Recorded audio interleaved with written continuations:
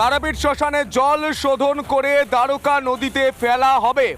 সেই জল পরিশুদ্ধ করতে শ্মশানে তৈরি হচ্ছে প্ল্যান। সেই নির্মাণ নিয়ে তৈরি হচ্ছে জটিলতা। আজ রামপুরহাট এসডিও অফিসের সামনে রাজ্যের বিরোধী দলনেতার নেতৃত্বে বিক্ষোভ। আপনাদের জানিয়ে রামপুরহাটে এসডিও অফিসের সামনে বিক্ষোভ দেখাবেন তিনি। কেন? কারণ এই যে প্ল্যান তৈরি হচ্ছে সেই প্ল্যানটা যেমন দুর্নীতি রয়েছে, সেই প্ল্যান তৈরির জন্য ধর্মীয় ভাবাবেগে আঘাত হচ্ছে।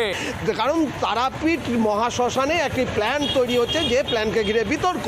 বিজেপির পক্ষ থেকে দাবি করা হচ্ছে যে বৈষ্ণবদের যে সমাধিস্থল রয়েছে সেই সমাধিস্থলকে কিন্তু এই প্ল্যান তৈরি হচ্ছে, যেটা তারা কোনোভাবেই হতে দেবেন না, কারণ ধর্মীয় ভাবাবেগে একটা বড় আঘাত।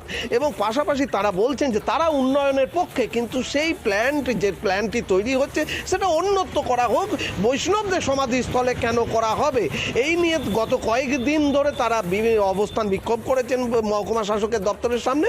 এবং আজ সেখানেই কিন্তু বিরোধী দলনেতা ঠিক বৈকাল 3:30 নাগাদ তিনি পৌঁছাবেন।